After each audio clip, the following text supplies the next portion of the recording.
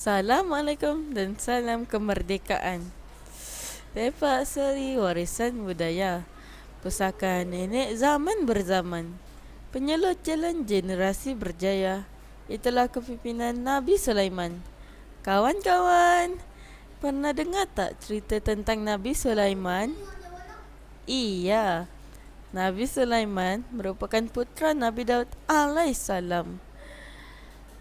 Nabi Sulaiman seorang Nabi yang berakhlak tinggi, cekap dan memiliki kepimpinan yang amat mengagumkan.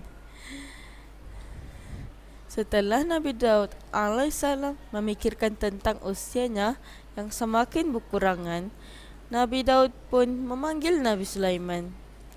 Wahai anakku, Ayanda rasa telah tiba masanya anaknya mengambil alih perintah kerajaan Bani Israel ini. Kata Nabi Daud alaihissalam, baiklah wahai andaku, semoga Allah menjadikan anaknya seorang pemimpin yang adil dan bertakwa. Jawab Nabi Sulaiman. Nabi Daud berasa amat beruntung kerana dikurniakan Allah seorang anak yang pintar dan hebat untuk mewarisi kerajaan Bani Israel di Palestin. Kelebihan kepimpinan Nabi Sulaiman telah diceritakan oleh Allah dalam Al-Quran surah Al-Sad ayat 30. Maksudnya, dan kami mengkurniakan kepada Nabi Daud seorang anak Sulaiman. Dia adalah sebaik-baik hamba dan sentiasa bertaubat. Kawan-kawan, Nabi Daud pernah berpesan, wahai anakku, untuk menjadi pemimpin yang baik, belajarlah pelbagai ilmu di dunia ataupun akhirat.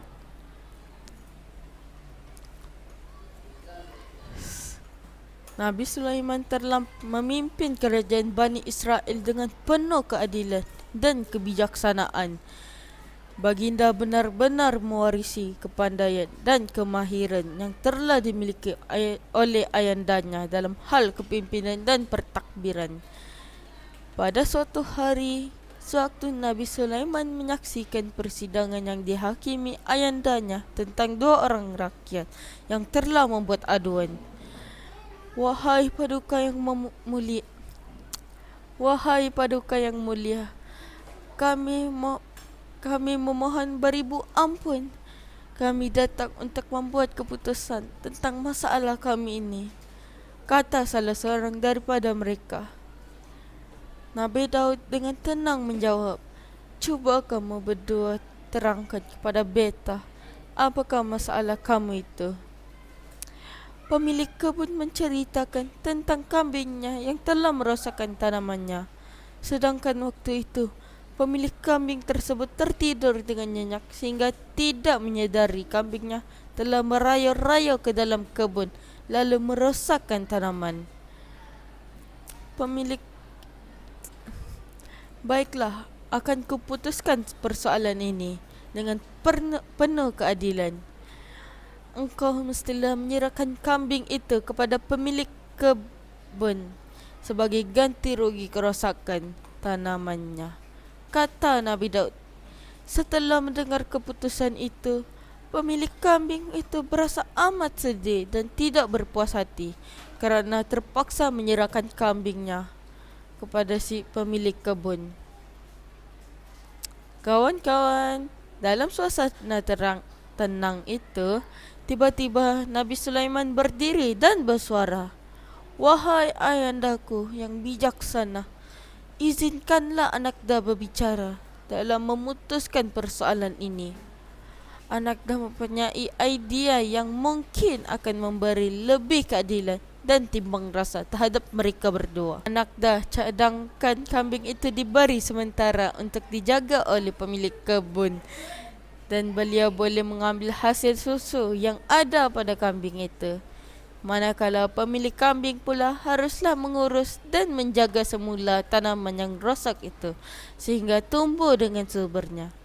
Apabila tanaman itu tumbuh dengan suburnya, kedua-dua pemilik dan kambing boleh bertukar dan mengambil semula hak masing-masing ujar Nabi Sulaiman.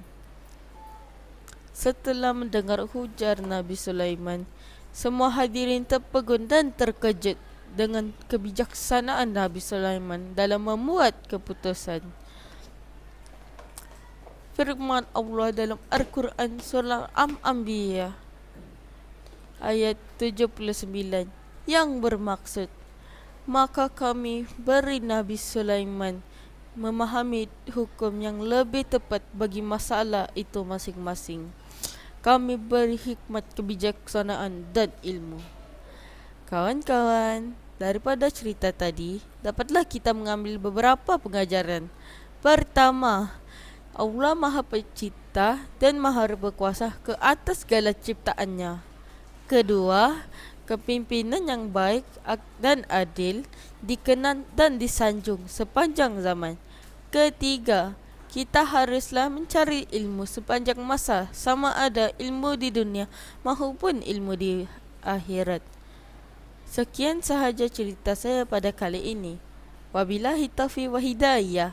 Assalamualaikum warahmatullahi wabarakatuh.